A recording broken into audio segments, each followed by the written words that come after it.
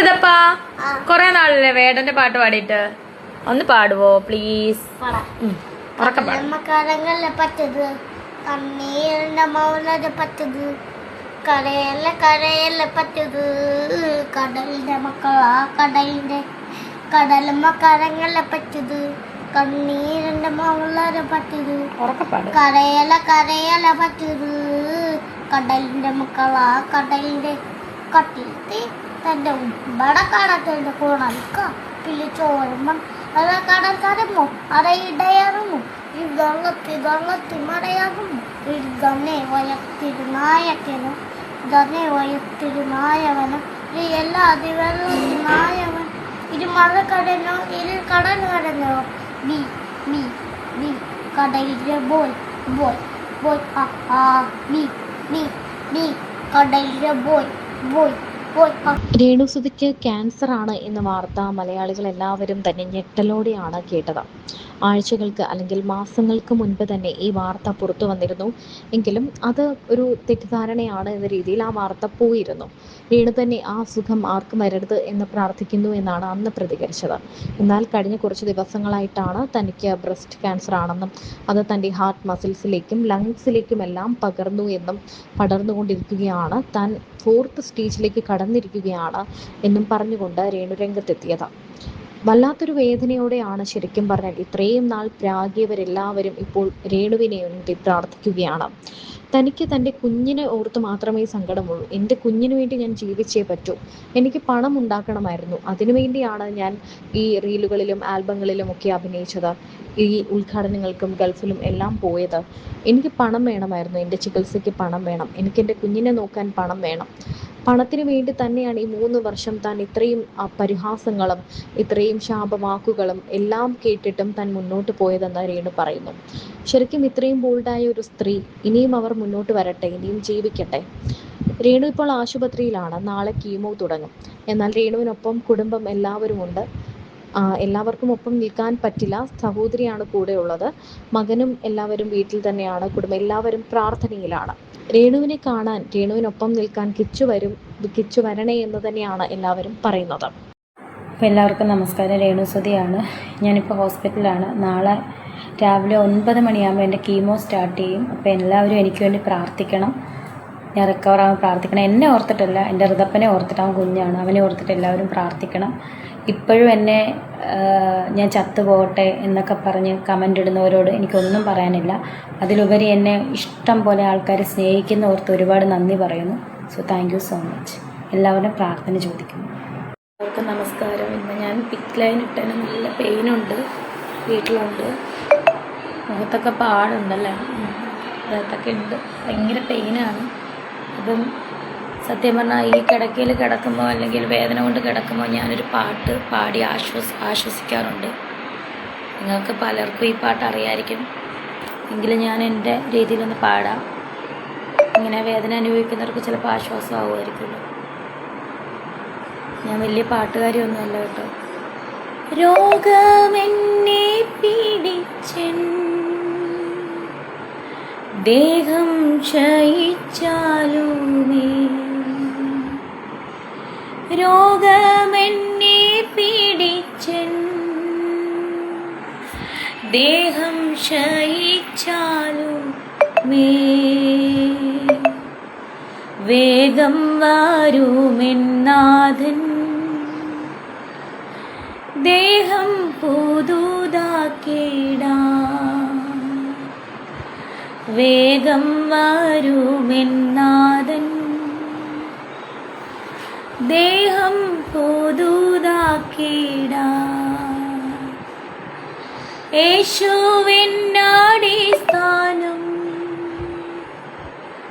ആശയവനിലത്രേ, ആശ്വാസത്തിൻ പൂർണ്ണത യേശുവിൽ കണ്ടേ ഞാനും. സോ എല്ലാവരും എനിക്ക് വേണ്ടി പ്രാർത്ഥിക്കണം. ഞാൻ നിങ്ങൾക്ക് വേണ്ടിയൊക്കെ പ്രാർത്ഥിക്കാം. ബ്ലീഡിങ് ഉണ്ട് ചെറുതായിട്ട്, സോ പെയിനാണ്. Good night. The reality by ഷാരികയുടെ ദ റിയാലിറ്റി റിയാക്സിലേക്ക് ഏവർക്കും സ്വാഗതം. ഈ റിയാക്ഷൻ ഞാൻ എൻ്റെ രേണുസുതിക്ക് വേണ്ടിയിട്ട്, എൻ്റെ രേണുവിന് വേണ്ടി ഡെഡിക്കേറ്റ് ചെയ്യുന്നു. കാരണം അവൾ ഇന്ന് കരയുവാണ്, വേദന കൊണ്ട്, ചികിത്സയുടെ വേദന കൊണ്ട് അവൾ ഓരോ നിമിഷവും നീറി പുകയുവാണ്. ആ വേദന കേൾക്കുന്നവർ അവളുടെ അടുത്ത് നിൽക്കുന്നവർക്ക് മാത്രമേ വേദന കേൾക്കാൻ സാധിക്കത്തുള്ളൂ. മീഡിയക്കാർക്കോ മഞ്ഞപ്പത്രക്കാർക്കോ കമൻറ്റോളുകൾക്കോ ഇതൊന്നും കേൾക്കാൻ സാധിക്കത്തില്ല. അത് കേൾക്കുന്ന ഒരാളിൽ ഒരുവളാണ് ഞാനും. അവൾ എല്ലാ ദിവസവും ഞാൻ വിളിക്കാറുണ്ട്, എല്ലാ ദിവസവും മിക്ക ദിവസങ്ങളിലും അവൾക്ക് പറ്റുമ്പോഴേക്കും അവൾ വീഡിയോ കോൾ ചെയ്യുന്നുണ്ട്. ഇന്നും വീഡിയോ കോൾ ചെയ്തിരുന്നു. അവളുടെ വേദന കണ്ടിട്ട് സഹിക്കാൻ പറ്റാതാണ് ഞാൻ വീഡിയോ കോൾ കട്ട് ചെയ്തത്. അത്രയും വേദന ആ കുട്ടി തിന്നുന്നുണ്ട്.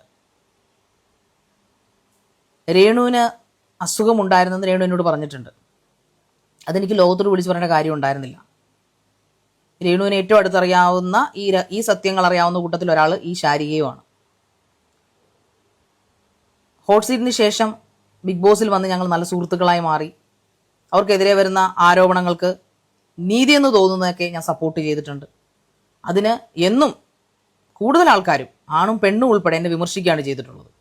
നിങ്ങളൊരു നല്ല സ്ത്രീയാണ്, നിങ്ങൾക്കൊരു ഡിഗ്നിറ്റി ഉണ്ട്, നിങ്ങൾ എന്തിനാണ് ആ രേണു സുനയുടെ പുറകെ പോകുന്നത്, രേണു സുധിയുടെ പുറകെ പോകുന്നത്, രേഷ്മ പി തങ്കച്ചൻ്റെ പുറകെ, അങ്ങനെ വിമർശനങ്ങൾ എന്ന് പറഞ്ഞാൽ അത് മാന്യമായി പോകും. അതിന് ക്രൂരമായ വാക്കുകൾ. അന്നും ഇന്നും ഞാൻ നിങ്ങളോട് ഒറ്റ കാര്യമേ പറഞ്ഞിട്ടുള്ളൂ. അവർ രാജ്യദ്രോഹ കുറ്റം ചെയ്തിട്ടില്ല, അവർ പ്രോസ്റ്റിറ്റ്യൂഷൻ ചെയ്തിട്ടില്ല. പ്രോസ്റ്റിറ്റ്യൂഷൻ ഓരോരുത്തരുടെ ഫ്രീഡമാണ്, അത് നമുക്ക് പറയാൻ റൈറ്റ് ഇല്ല. എങ്കിലും ഞാൻ പറയുവാണ്, നമ്മുടെ സദാചാര ഓളുകളോടായി പറയുന്നത്. അവർ ആരുടെ മുമ്പിൽ തുണി പറിച്ച് ആടിയിട്ടില്ല, അവർ ക്യാബറയെ കളിക്കുന്നില്ല, പിന്നെ അവർ മതസ്പർദ്ധ നടത്തിയിട്ടില്ല. എൻ്റെ അറിവിൽ ഇന്നേ വരെ ഒരു മീഡിയയിലും വന്നവരത് പറഞ്ഞിട്ടുമില്ല. ജാതി പറയുകയോ മതം പറയുകയോ ഒന്നും ചെയ്തിട്ടില്ല. അവർക്ക് ഇഷ്ടമുള്ള സാധനം അവർ ചെയ്തു ജീവിച്ചു, അത്ര തന്നെ. അതുമാത്രമാണ് രേണുസുതി ചെയ്തത്. ജീവിക്കാൻ വേണ്ടി കെട്ടിയാടിയ ഒരു മുഖം, ആ മുഖം അവർ തന്നെ അഴിച്ചു വെച്ചു. അതെന്തിനായിരുന്നു എന്ന് അവർ പറഞ്ഞു കഴിഞ്ഞു. ഇനിയെങ്കിലും നിർത്തിക്കൂടെ? എൻ്റെ കമൻറ്റ്സ്, ഞാൻ അവരെ സപ്പോർട്ട് ചെയ്ത പല വീഡിയോകളുടെ താഴെയും ഇന്നും വന്ന് നന്നായിപ്പോയി, അവൾക്ക് ഇങ്ങനെ തന്നെ വേണം, അവൾ കൂത്താടിയതുകൊണ്ടാണ് ഇങ്ങനെ സംഭവിച്ചു, എങ്ങനെ സാധിക്കുന്നു? ഇതിൽ നിന്ന് എനിക്കൊന്ന് മനസ്സിലായി, സാധാരണ ജനങ്ങൾക്ക് അവർക്ക് ഒരുപാട് ദയയും കരുണയുള്ളവരാണ് മലയാളികൾ. പക്ഷെ സോഷ്യൽ മീഡിയയിൽ ഇരിക്കുന്ന കമൻറ്റോളി കുറേ മലയാളികളുണ്ട്, ദുഷ്ടമൃഗങ്ങൾ, ദുഷ്ടജന്മങ്ങൾ, ഒരു മനസാക്ഷിയും ഇല്ലാത്ത ഫേം വയറുകൾ, അല്ലെങ്കിൽ എന്താ പറയുക, വൈറസുകൾ, ഒരിക്കലും നശിപ്പിക്കാൻ പറ്റാത്ത കുറേ വൈറസുകൾ, സോഷ്യൽ മീഡിയ മലയാളി ഓളികൾ, അവരെ ഞാനീ പറയുന്നത്. അത് നല്ല കുറേയധികം ആൾക്കാരുണ്ട്. പക്ഷേ ഒരു തുള്ളി വിഷം പാലിൽ വീണാൽ ആ പാല് വിഷമായി പോകത്തില്ലേ? അതാണ് അവസ്ഥ. ഇനിയെങ്കിലും നിർത്തിക്കൂടെ നിനക്കൊക്കെ? അവരെ വെറുതെ വിടും. രേണുസുതിക്ക് ക്യാൻസർ ആണ് എന്ന വാർത്ത മലയാളികൾ എല്ലാവരും തന്നെ ഞെട്ടലോടെയാണ് കേട്ടത്. ആഴ്ചകൾക്ക് അല്ലെങ്കിൽ മാസങ്ങൾക്ക് മുൻപ് തന്നെ ഈ വാർത്ത പുറത്തു വന്നിരുന്നു. എങ്കിലും അത് ഒരു തെറ്റിദ്ധാരണയാണ് എന്ന രീതിയിൽ ആ വാർത്ത പോയിരുന്നു. രേണു തന്നെ ആ സുഖം ആർക്കും വരരുത് എന്ന് പ്രാർത്ഥിക്കുന്നു എന്നാണ് അന്ന് പ്രതികരിച്ചത്. എന്നാൽ കഴിഞ്ഞ കുറച്ച് ദിവസങ്ങളായിട്ടാണ് തനിക്ക് ബ്രസ്റ്റ് ക്യാൻസർ ആണെന്നും അത് തൻ്റെ ഹാർട്ട് മസിൽസിലേക്കും ലങ്സിലേക്കുമെല്ലാം പകർന്നു എന്നും പടർന്നുകൊണ്ടിരിക്കുകയാണ്, താൻ 4th സ്റ്റേജിലേക്ക് കടന്നിരിക്കുകയാണ് എന്നും പറഞ്ഞുകൊണ്ട് രേണു രംഗത്തെത്തിയത്. വല്ലാത്തൊരു വേദനയോടെയാണ് ശരിക്കും പറഞ്ഞാൽ ഇത്രയും നാൾ പ്രാഗിയവരെല്ലാവരും ഇപ്പോൾ രേണുവിനെ വേണ്ടി പ്രാർത്ഥിക്കുകയാണ്. തനിക്ക് തൻ്റെ കുഞ്ഞിനെ ഓർത്ത് മാത്രമേ സങ്കടമുള്ളൂ. എൻ്റെ കുഞ്ഞിന് വേണ്ടി ഞാൻ ജീവിച്ചേ പറ്റൂ. എനിക്ക് പണം ഉണ്ടാക്കണമായിരുന്നു. അതിനുവേണ്ടിയാണ് ഞാൻ ഈ റീലുകളിലും ആൽബങ്ങളിലും ഒക്കെ അഭിനയിച്ചത്, ഈ ഉദ്ഘാടനങ്ങൾക്കും ഗൾഫിലും എല്ലാം പോയത്. എനിക്ക് പണം വേണമായിരുന്നു, എൻ്റെ ചികിത്സയ്ക്ക് പണം വേണം, എനിക്കെൻ്റെ കുഞ്ഞിനെ നോക്കാൻ പണം വേണം.